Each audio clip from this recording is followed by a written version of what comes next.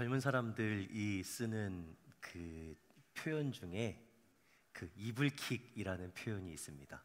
혹시 나이가 좀 있으신 분들은 이 표현이 뭔지 아실까요?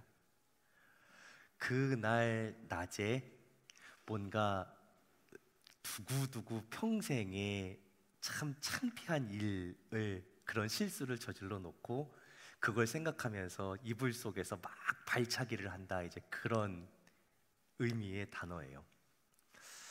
믿음 생활을 하면서 이불킥 안 해본 적 있으십니까? 지금까지 쭉 오면서 내 평생에 여기까지 신앙생활을 해오면서 그 여정이 뭐 짧은 시간이었던 긴 시간이었던, 내가 내 마음대로 하겠다고 해서 제대로 된 결과가 한 번도 나온 적이 없었잖아요. 내 인생도 그렇고 내 믿음도 그렇고. 그런데 나는 이불킥하고 있는 그 상황 속에 주님은 무엇을 하고 계실까를 생각을 해봅니다. 방금 찬양을 들으면서 그 생각이 들어요. 나는 내 평생에 이불킥하는 그런 모습, 그런데 주님은 여전히 주의 은혜로 나를 붙드셔서 이 믿음의 여정에서 끝까지 가게 하시는구나 하는 거예요. 우리는 보통, 저도 그렇습니다만, 뭔가 못한 얘기, 못한 것에 대한 이야기를 끄집어내고 그 못한 것을 지적하고 싶어 해요. 하지만 주님은 그렇게 하지 않으시죠. 그 마음을 품고 지금 갈라디아 교회에 편지를 보내고 있는 사도 바울도 마찬가지입니다. 지금 갈라디아 교회가 사고치는 것, 잘못하고 있는 것, 이제 나중에 깨닫고 이불킥 할 것, 그것을 이야기하지 않아요. 계속 무슨 이야기를 하냐면, 하나님께서, 우리 주님께서 너희에게 어떻게 하셨는가, 또 어떻게 이끌어 가시는가, 계속 그 이야기만 합니다. 지금까지 계속했던 이야기가 그거예요. 너희가 누구냐, 너희가 지금 무슨 사고를 치고 있냐, 뭘 잘못하고 있냐. 사실 그 얘기를 더 하고 싶지만 그 이야기를 하는 것이 아니라 너희가 누구이냐, 너희는 약속의 자녀라는 거예요. 약속의 자녀라는 걸 이야기해야 되는 거예요. 지금 계속 그렇게 살지를 못해요. 약속의 자녀답게 살지를 못해요. 그런데 그 이야기는 계속 뒤로 미룹니다. 그리고 너희가 약속의 자녀라는, 하나님의 자녀라는 그것만 계속 강조합니다. 그러면서 우리가 계속 나눈 게 뭐예요? 왜 약속의 자녀가 될 수밖에 없는가에 대한 설명을 계속했죠. 신학적으로 계속 논증을 해옵니다. 그리고 이제 또 하는 얘기는 그거예요. 예수님께서 너희를 어떻게 해주셨냐? 너희를 해방시켜 주셨다. 왜? 자유를 주시기 위해서, 너희에게 자유를 주시기 위해서 너희에게 은혜를 주셨다라는 그 이야기를 합니다.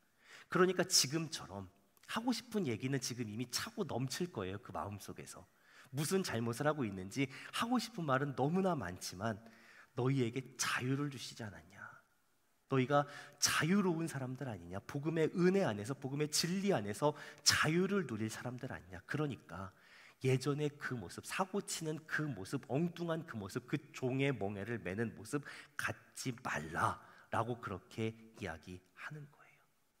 예수님께서 우리를 죄에서 풀어주셔서 자유를 주셨다라는 거예요. 우리를 해방시켜 주신 이유가 자유를 주시기 위한 것이라는 거예요. 그리고 나서 이제서야 2절에 와서, 5장 2절에 와서야 드디어 할례라는 이야기가 나옵니다. 갈라디아 교회의 가장 큰 문제가 뭐예요? 할례 문제입니다. 이 할례 때문에 지금 그 할례 받고 율법의 매인 삶을 살겠다고 예전의 모습으로, 복음을 모르던 그 모습으로 돌아가겠다라고 하는 그 잘못을 저지르고 있는데, 그 이야기를 저 같았으면 아마 편지 시작부터 이야기했을 것 같아요. 그런데 그 이야기를 미뤘다가 드디어 할례라는 이야기를 합니다. 그런데 그 이야기도 뭔가 이렇게 혼내고 매드는 그런 표현이 아니라 이렇게 얘기하죠. 너희가 만약 할례를 받으면, 또 할례 받은 대로 살려고 하면 너희에게 베푸신 그 은혜가, 우리 주님의 사랑이 아무 유익이 없다라는 거예요. 할례를 받으려고 하는 사람에게는 우리 주님이 아무 유익이 없다라고 이야기해요. 왜요? 4절에서 그렇게 설명하죠. 율법 안에서 할례를 받아서 율법으로 의롭다함을 얻으려고 하면 예수님에게서 떨어진다는 거예요. 끊어진다는 거예요. 은혜에서 떨어진다라는 거예요. 왜 그러냐? 이 할례 하나만이 문제가 아니라고 얘기했잖아요. 할례를 받아서 의롭게 되려고 하면 할례만 받으면 되는 게 아니라 율법 전체를 지켜야 할, 율법 전체를 짊어져야 할 의무가 생기는 거예요. 3절에서 이야기하죠. 할례를 받으려고 하는 사람에게 다시 얘기한다. 율법 전체를 행할 의무가 생긴다라는 거예요. 할례뿐만 아니라 먹는 것도, 또 안식일도 지켜야 되고 온갖 나와 있는 그 법들을 다 지켜야 하는 의무를 감당해야 된다는 거예요. 율법으로 의롭게 되려고 하면 그 율법이 10개가 있든 100개가 있든 1000개가 있든 다 지켜야 되는 거예요. 율법이 10,000개가 있는데 9,999개를 지키고 하나를 못 지키면 못 지키는 거예요. 못 지킨 거예요. 그러면 의롭게 될 수가 없는 거예요. 그렇기 때문에 뭐예요? 그 율법에 매이지 말라는 거예요. 할례 받으려고 해서 겨우 자유 얻어놓고 다시 예전으로 돌아가려고 하지 말라는 거예요. 의롭다함을 받는다라는 건 뭐라고 설명을 드렸어요? 하나님과의 올바른 관계라고 그렇게 말씀을 드렸잖아요. 사람이 하나님과 올바른 관계를 맺을 수 있는 방법은 두 가지가 있습니다. 하나는 율법을 통해서 의롭다함을 얻는 거예요. 완벽하게 다 지켜내면 됩니다. 그런데 그게 안 되잖아요. 그러니까 어떤 방법을 주셨어요? 우리에게 믿음을 통한 방법을 주셨습니다. 이 믿음이라는 건 나의 믿음이 아닙니다. 갈라디아서 2장 20절에서 바울이 고백한 대로 하나님의 아들을 믿는 믿음, 그 믿음은 뭐예요? 우리 주님의 신실하심, 우리를 위해서 먼저 사랑을 베푸셨고 우리가 예수님 믿기 전에 먼저 십자가를 지고 죽으시고 부활하신 그 신실하심을 의미하는 거예요. 그걸 의지하는 거예요. 예수님의 그 십자가, 그 은혜, 사랑, 능력, 그 죽으심과 부활하심을 의지해서 그 은혜와 사랑을 덧입어서 하나님께 나아간다는 거예요. 내가 의롭기 때문에, 내가 뭔가를 했기 때문에, 내가 공로가 있기 때문에, 내가 의지가 강하기 때문에 주님 앞에, 하나님 앞에 나아갈 수 있다는 게 아니에요. 내가 하나님께 나아갈 수 있는 근거는 나에겐 없어요. 오직 은혜를 힘입어서 그 사랑을 덧입어서 하나님 앞에 나아갈 수 있는 거예요. 어느 쪽 방법이 실제로 가능하겠냐라는 거예요. 내가 그 주어져 있는 수많은 율법을 하나도 빠짐없이 완벽하게 다 지켜서 의롭다함을 얻을 수 있느냐, 아니면 우리 주님의 신실하심을 의지함으로 말미암아 의롭다함을 얻을 수 있느냐, 실제로 가능한 게 어느 쪽이겠냐는 거예요. 오직 믿음으로만 의롭다함을 얻을 수가 있는 거죠. 이 두 가지 방법, 율법을 통한 방법과 믿음을 통한 방법, 이 두 가지는 동시에 우리가 가질 수 있는 게 아니에요. 한쪽을 선택하면 다른 한쪽은 포기해야 되는 거예요. 이미 우리는 믿음으로 의롭다함을 받은 사람들이에요.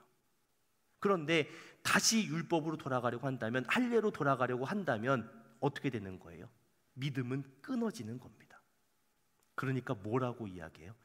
율법 안에서 의롭다함을 얻으려고 하는 너희는 그리스도에게서 끊어지고 은혜에서 떨어진 자라고 그렇게 얘기하는 거예요. 여기서 너희라고 이야기하잖아요. 애둘러서 돌려서 이야기하잖아요. 그리스도에게서 끊어지려고 하는 사람, 은혜에서 떨어져 나가려고 하는 사람이 누구냐? 바로 바로 너희라는 거예요. 이 말씀이 사실 얼마나 무서운 말씀이에요. 예수님에게서 끊어진다고요. 바울이 로마서에 고백한 것처럼요, 그 무엇도 우리를 향한 그 사랑 끊어놓을 수 없다라고 그렇게 말씀하셨는데, 거기서 끊어진다니, 예수님에게서 끊어진다고요, 은혜에서 떨어져 나간다고요. 얼마나 이 말씀이 무서운 말씀이에요. 그런데 그 일이 지금 갈라디아 교회 안에서 실제로 일어나고 있다라는 거예요. 겉으로 보기엔 차이가 없습니다. 믿음으로 살아가느냐 행위로 살아가느냐 사실 티 나지 않아요. 어쩌면 행위로 살아가려고 하는 그 모습이 더 거룩해 보일 수도 있습니다. 그러나 그렇게 살아가는 모습은 뭐라고 이야기해요? 예수님에게서 끊어진다는 거예요. 은혜에서 떨어져 나간다는 거예요. 얼마나 무서운 말씀이에요. 근데 지금 이런 일이 일어나고 있다고요. 왜 그런 일이 일어났어요? 지금 갈라디아 교회에 들어온 거짓 교사들 때문에 지금 이런 일이 벌어지고 있다는 거예요. 그래서 바울이 이렇게 얘기하죠. 너희가 지금 다름질 잘 해오지 않았냐? 믿음의 여정을 잘 달려오지 않았냐? 그런데 누가 지금 너희를 막아섰느냐? 넘어뜨렸냐? 잡아뜨렸냐? 라고 지금 그렇게 이야기를 합니다. 잘 달려오고 있었어요. 여기까지 어떻게 왔어요? 정말 주님의 은혜도 있었지만 그 은혜를 붙잡아서 왔지만 솔직히 힘들게 어렵게 여기까지 왔잖아요. 그런데 지금 저 앞에 지금 이제 목적지가 보이는데, 골인정이 보이는데 누가 갑자기 끼어들어와서 넘어뜨렸다라는 거예요. 한 20년쯤 전인가요? 아테네 올림픽 할 때 실제로 그런 일이 있었습니다. 그 마지막으로 이제 마라톤 경기를 하는데 그 마라톤 코스에 관중이 난입을 해서 선두로 달리고 있던 그 선수를 끌어안고 넘어졌어요. 그 브라질 선수였던 걸로 기억을 하는데 그 42km 달리는 중에 한 35km까지 단독 선두로 쭉 달려왔거든요. 이제 그리스 아테네에서 하는 이제 올림픽 경기니까 특히나 마라톤에 많은 사람들의 이목이 집중이 되고 되게 의미가 많이 부여된 이제 그런 올림픽의 마라톤이었는데 그 사람이 덜컥 들어와가지고 그 달리고 있는 선두로 달리고 있던 선수를 끌어안고 넘어뜨려 버렸어요. 그러니까 결국 이 선수가 금메달을 놓쳤죠. 얼마나 그 아쉬워요. 그 선수도 개인으로만도 그렇고 그 이야기를 한동안 되게 오래 했던 기억이 나요. 지금 7절의 이야기가 그런 거예요. 이 믿음의 여정을 어떻게 뛰어왔냐는 거예요. 그런데 누가 들어와서 어떻게 해요? 그 잘 달리고 있던 선수를 끼어들어서 막아서고 넘어뜨렸다라는 거예요. 그런 사람이 어디서 왔어요? 갈라디아 교회 내부에 생겨난 게 아니에요. 밖에서 들어왔어요. 근데 참 어려운 건 그런 사람이 다수가 아니라는 거예요. 꼭 한두 사람이 들어와서 그렇게 만드는 거죠. 그 9절에서 그렇게 얘기하잖아요. 적은 누룩이 온 덩이에 퍼진다라는 거예요. 그 작은 사람들, 믿음이 아닌 것, 복음이 아닌 것, 나의 행위와 나의 공로와 나의 의로움과 나의 성취와 나의 의지를 내세우는 그런 사람들 조심하라라는 거죠. 그런 사람들에게 붙잡혀서 넘어지지 말고 다시 돌아와야 한다는 거예요. 너희가 그런 것들에 속아서 다른 마음을 품지 않을 거다라고 내가 확신한다라는 거죠. 하고 싶은 말은 엄청 많습니다. 혼내고 싶어요. 그러나 뭐예요? 다른 마음 품지 않고 이렇게 편지 보낸 것을 듣고 읽고 나누면서 다시 깨닫고 돌아오게 될 거다라고 그렇게 고백을 하는 거죠. 하지만 솔직히 속상한 마음은 감출 길이 없는 거예요. 그러니까 이어지죠. 10절 후반에서 그러나 너희를 요동하게 한 그 사람들, 너희의 앞길을 막아서고 너희를 넘어뜨린 그 사람들, 또 거기에 같이 휩쓸려 가는 사람들 누구든지 심판을 받으리라 라고 그렇게 이야기합니다. 아마 그러면서 뭐라고 할까, 이 편지를 쭉 써가면서 감정이 좀 추슬러지지가 않았던 것 같아요. 그러면서 11절, 12절에 그 바울의 감정이 고스란히 다 드러나거든요. 그러면서 이야기합니다. 내가 지금까지 할 예를 이야기했다면 내가 이 고생을 뭐하러 했겠냐라는 거예요. 내가 율법을 어기고 너희에게 복음을 전하고 또 너희 같은 이방인들에게 복음을 전하다가 지금 내가 얼마나 죽을 뻔한 고비를 많이 넘겼는지 아냐. 고린도후서 11장 24절에서 이야기했잖아요. 40에 하나 감한 배를 그렇게 맞고 유대인들에게도 그렇게 치이고 또 헬라인들에게 그렇게 치이고 솔직히 그렇게 얘기하는 거죠. 나도 십자가 이야기 안 하고 편한 이야기, 상식적인 이야기, 너희의 공로와 너희의 의로움, 너희의 노력으로 구원받는다라는 그 할 예를 가지고 복음을 이야기했다면 내가 이런 고생했겠냐? 나는 아주 승승장구하고 인기를 얻었을 거다라고 그렇게 이야기하는 거죠. 잘 나갔을 거라는 거예요. 지금으로 말하면 큰 교회 청빙받고 잘 나가고 했을 거라는 거예요. 그러니까 뭐라고 얘기해요? 너희를 요동하게 하는 자들 누구 심판을 받으리라라고 이야기했다가 감정이 한 번 더, 두 번 더, 세 번 더 격해지죠. 그러니까 12절에서 그렇게 얘기합니다. 너희를 어지럽게 하는 자들 스스로 베어버리기를 원하노라. 차라리 그렇게 이야기하고 다닐 것 같으면 입을 도려내라는 거예요. 손 가지고 그렇게 사람들 넘어뜨려 할 것 같으면 손을 잘라버리라는 거예요. 발 가지고 할 건 발을 잘라버리라는 거예요. 오죽하면 이런 얘기를 했을까 싶어요. 바울이 그 각 교회들에 보낸 그 편지들 중에서 가장 심한 표현이에요. 가장 격한 감정으로 이야기하는 구절이에요.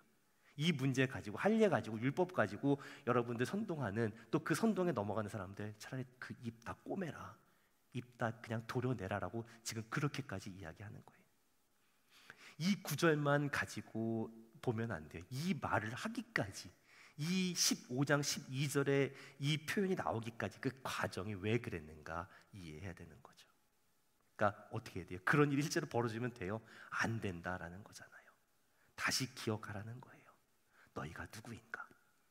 너희가 어떻게 살아야 할 사람들인가라는 거예요. 믿음을 통해서, 믿음으로 말미암아 구원받은 의롭다함을 얻은 사람들, 그 약속 안에서 자녀가 된 사람들, 그러니까 당연히 어디에 거해야 해요? 율법의 행위 쪽으로 나아가는 것이 아니라 믿음 안에서, 예수님 안에서 살아야 하는 사람들이라고 이야기하는 거죠. 그래서 제가 이 사람들을 좀 먼저 이야기해 놓고 진짜 중요한 얘기를 지금부터 하려고 해요. 예수님을 통해 사는 게 뭐냐라는 거예요. 핵심은 그거예요. 오늘 말씀에서 핵심 구절은 5절하고 6절입니다. 우리가 어떻게 살아야 되냐는 거예요. 예수님 믿는 사람들 어떻게 살아야 되냐? 성령으로 믿음을 따라 의의 소망을 기다려야 된다는 거예요. 예수님 안에 산다는 건 그런 거예요. 성령 안에서, 성령을 힘입어서 성령의 인도하심을 따라 살아가야 된다라는 거예요. 왜 자꾸만 이 그때나 지금이나 할례, 또 그 할례로 대표되는 그런 행위, 이쪽으로 자꾸만 가려고 할까요? 내 몸에서, 내 겉으로 뭔가 믿음의 모습, 신앙적인 모습이 좀 드러났으면 하는 그런 마음이 있기 때문에 그래요. 뭔가 외적으로 내가 좀 거룩해 보이고 신실해 보이고 그런 것들이 나타났으면 싶은 거예요. 그러나 믿음 안에 산다는 것, 성령의 인도하심을 받아 살아간다는 것, 그 믿음의 증거는 겉으로 드러나는 것이 아니라 우리 속사람에 있는 거죠. 우리 속사람이 어떻게 바뀌냐라는 거예요. 성령께서 어떻게 역사하세요? 물론 방언이나 병고침이나 눈에 보이는 은사들도 있지만 사실 그것은 믿음으로 나아가기 위한 계기이고 도구일 뿐이지 진짜 성령의 역사하심은 우리 속 마음에서 나타나야 되는 거예요. 우리 속 사람이 어떻게 변화되었냐라는 거예요. 우리 속 사람의 변화를 통해서 성령의 역사하심이 증거가 되는 거예요. 그렇기 때문에 6절, 5절에서 이렇게 얘기합니다. 우리가 성령을 따라, 성령으로 믿음을 따라 살아가는데 그렇게 살아가는 사람들 뭘 바라느냐? 의의 소망을 기다린다라는 거예요. 성령으로 살아가는 사람들이 마음의 소원으로 품는 게 뭐냐? 의의 소망이라는 거예요. 이게 뭐냐? 우리가 예수님을 믿었고 예수님 영접했고 구원받았으니까 끝! 이게 아니라 우리의 믿음이 완성되는 그 날까지 우리의 이 여정이 멈추지 않고 계속 나아가게 해달라는 그 소망을 갖는 거예요. 우리의 의로움, 우리의 구원이 아직 완성된 건 아니기 때문에 그래요. 우리의 의로움의 과정이 시작된 거예요. 그리고 성령의 인도하심을 따라 살아가면서 우리의 모습이 점점 어떻게 되는 거예요? 하나님이 원하시는 모습으로 완성되어져 가는 거예요. 우리가 가져야 할 소망이 바로 이거라는 거예요. 성령을 힘입어 살아가는 사람들, 성령의 인도하심을 따라 살아가는 사람들은 마음의 소망이, 마음의 소원이 다르다는 거예요. 내 삶이 하나님이 원하시는 모습이 되기를 원하는 거예요. 그렇게 내 모습이 하나님 원하시는 모습으로 변화될 수 있도록 하나님의 인도하심, 다스리심, 역사하심이 내 삶 속에 더 많이 나타나게 해달라고 기도하는 거예요. 내가 원하는 걸 이루어 달라가 아니라 그런 은혜의 역사들이, 그런 인도하심의 역사들이 내 삶 안에 일어나고 나로 말미암아서 내가 속해 있는 공동체 안에 선하고 거룩한 영향력을 끼치게 해달라고 기도하게 되는 것, 그것이 성령의 인도하심을 따라 살아가는 것, 의의 소망을 품고 살아가는 그거라는 거예요. 그 삶이라는 거예요. 그렇기 때문에 할례를 받았냐 안 받았냐 중요하지 않다고요. 그건 문제가 되지 않아요. 할례나 무할례 효력이 없대요. 세번역 성경이 이렇게 표현을 해요. 그리스도 예수 안에서는 할례를 받거나 안 받는 게 문제가 되지 않습니다예요. 가장 중요한 건 뭐냐? 믿음이 사랑을 통해서 일해야 된다라는 거예요. 할례를 받은 사람은 받았으니까 괜찮아요. 안 받은 사람은 안 받아서도 괜찮아요. 할례 자체를 문제 삼는 게 아니에요.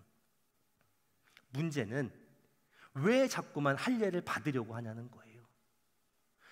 우리는 믿음이면 다 된다라고 이야기하지만 실제로는 그렇게 믿지 않아요. 그렇게 생각하지 않아요. 뭔가를 해야 된다고만 여전히 생각을 해요. 내게 주신 그 믿음의 역사, 나에게 베푸신 십자가의 그 은혜와 사랑과 능력, 뭔가 부족한 것 같은데 나도 뭔가 거기에 좀 보태야 되지 않나? 내가 뭔가를 해야 되지 않나?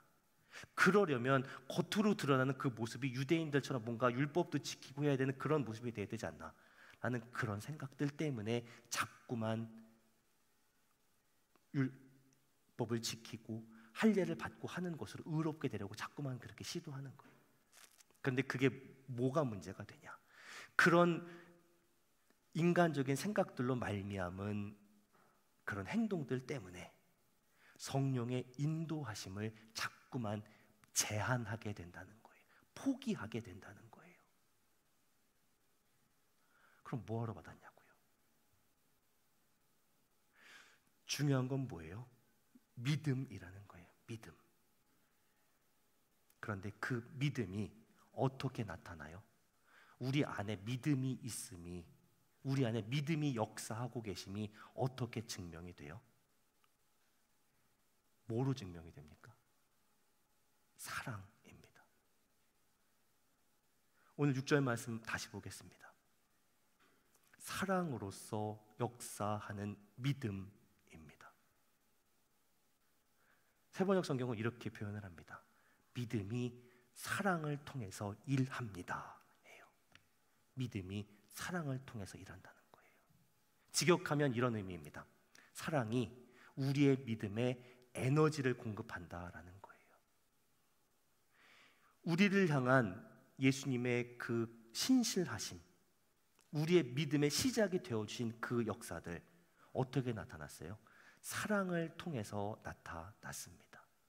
우리에게 십자가 은혜를 어떻게 베풀으셨어요? 사랑을 통해서 베풀으셨잖아요. 우리가 믿음으로 산다는 것, 이 믿음의 여정 걸어간다는 것, 의의 소망을 간절히 사모하면서 하루하루 믿음의 여정을 걸어가야 되잖아요. 근데 막상 우리의 삶이 그렇지 못할 때가 훨씬 더 많거든요. 말씀 듣고 이 시간에 믿음으로 살아야지 결단해놓고 예배 끝나고 나가자마자 무너지는 게 우리의 모습이잖아요. 신실하지 못한 모습이 일주일 내내 나타나잖아요. 그런데 그때마다 우리를 어떻게 하세요? 주님의 사랑이 우리를 다시 일으켜 세우시잖아요. 그리스도의 사랑이 우리를 강권하셔서 다시 우리의 믿음을 일으켜 세우시잖아요. 만약에 그 사랑이 없다면요, 이 말씀만 가지고, 교리만 가지고, 율법만 가지고 우리를 날마다 그냥 혼내시고 때리시는 거예요. 사랑이 우리를 붙드시는 거예요. 그 사랑 어떤 사랑이에요? 우리가 아직 죄인 되었을 때에, 우리가 아직 예수님 모를 때에, 믿기 전에 우리를 위해서 죽으신 그 사랑, 이미 확증해 주신 그 사랑이잖아요. 그 사랑 때문에 우리가 믿음으로 살아가는 거잖아요. 성령을 따라가잖아요. 성령의 인도하심을 따라가고 의지하고 그렇게 이끌어 가시는 그 삶을 살아가는 거잖아요. 사랑이 있기 때문에 우리의 믿음에 동력이 생기는 거예요. 우리의 믿음이 살아서 역사하는 거예요. 우리의 믿음이 행동으로 이어질 수 있는 거예요. 우리가 왜 자꾸만 다른 쪽으로 눈이 돌아갈까요? 우리에게 주신 그 믿음이 어떠한 것인지 모르는 게 아닌데도 왜 갈라디아 교회 성도들처럼 예수님 말고 다른 것으로 자꾸만 눈을 돌리게 될까요? 왜 그렇게 될까요? 그리고 왜 우리의 믿음은 무기력하게 그렇게 느껴지기만 할까요? 은사가 없어서요? 능력이 없어서요? 내가 뭔가 많이 헌신하지 않아서요? 아니요.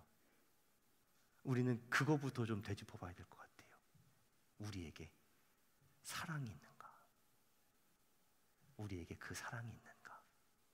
나에게 주신, 이미 베풀어 놓으신 그 사랑이 우리 속에서 그냥 덮여 있는 것은 아닌가?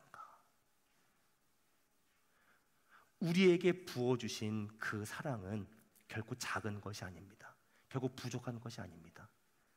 우리에게 베풀어 주신 그 사랑은, 우리가 믿음의 여정을 걸어가 계시는 그 주님의 사랑은 우리에게 차고 넘칩니다. 그런데 우리에게 왜 사랑이 부족하게 여겨지느냐? 우리가 그 사랑을 흘려보내지 않기 때문에 그런 거예요.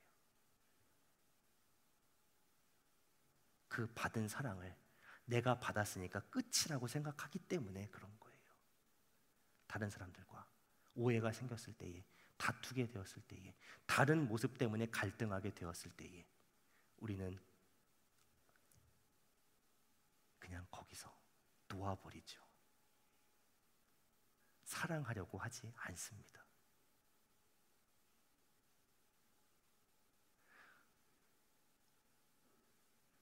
우리에게 믿음을 주셨고 그 믿음의 동력이 되는 사랑이 어떠한 것인지 알게 하셨습니다.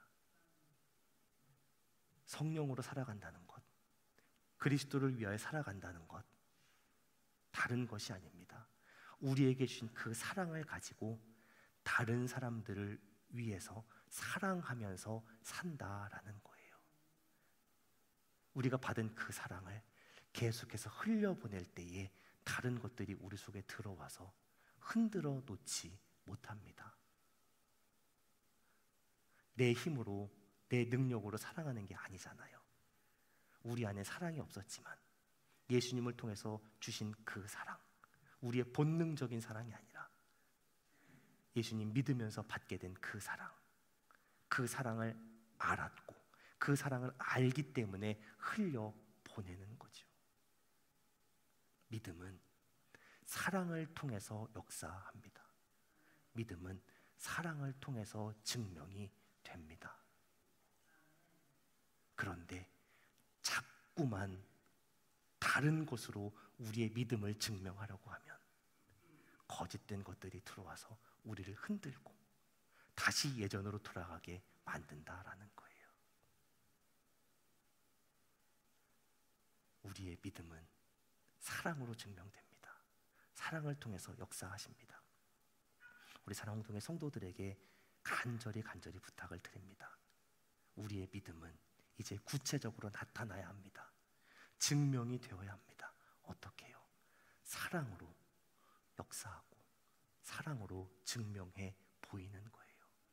그 사랑이 우리 안에 가득할 때에 우리가 주님의 뜻을 이룰 수 있고 순종할 수 있고 그렇게 살아갈 수 있는 거죠. 그렇게 살아갈 수 있는, 사랑을 통해서 역사하는 그 믿음을 구체적으로 나타내 보일 수 있는 우리 사랑홍동의 성도들이 다 되시기를 예수님의 이름으로 축원합니다. 기도하겠습니다. 주님, 우리의 믿음을 굳건하게 하여 주시옵소서. 우리의 믿음이 거짓된 것에, 작은 것에 흔들리지 않게 하여 주시옵소서. 성령으로 믿음을 따라 의의 소망을 기다리는 삶이 될 수 있게 하여 주옵소서. 그렇게 살아간다는 것, 막연한 것이 아니라, 어려운 것이 아니라 사랑하면 된다는 것 우리가 기억할 수 있게 하여 주옵소서. 우리에게 베푸신 그 사랑으로 말미암아 우리가 믿음의 여정을 걸어갈 수 있게 되었고, 쓰러지고 넘어질 때마다 그 사랑으로 말미암아 다시 일어나 이 믿음의 여정을 걸어갈 수 있음을 주님 고백합니다. 우리에게 베푸신 그 사랑이 우리 속에 갇혀 있게 하지 않게 하여 주옵소서. 그 사랑이 우리로 말미암아 흘러갈 수 있게 하여 주옵소서. 그 사랑을 흘려보내는 것이, 그 사랑을 베풀며 살아가는 것이 우리를 향한 하나님의 뜻임을 기억하며 그 믿음을 사랑으로 증명하며 나타내며 살아갈 수 있는 우리의 삶이 되게 하여 주시옵소서. 주님, 이 말씀 그저 듣고 끝나는 것이 아니라 이번 한 주 우리의 삶 속에서 적용될 수 있게 하여 주시고 나타날 수 있게 하여 주옵소서. 우리의 믿음이 사랑을 통해 나타나게 하여 주옵소서. 구체적으로 증명될 수 있게 하여 주옵소서. 그 삶을 바라보며 나아갈 수 있는 우리 모두가 되게 하여 주옵소서. 지금도 여전히 연약한 우리를 사랑하시고 붙잡으시는 예수님의 이름으로 기도합니다. 아멘.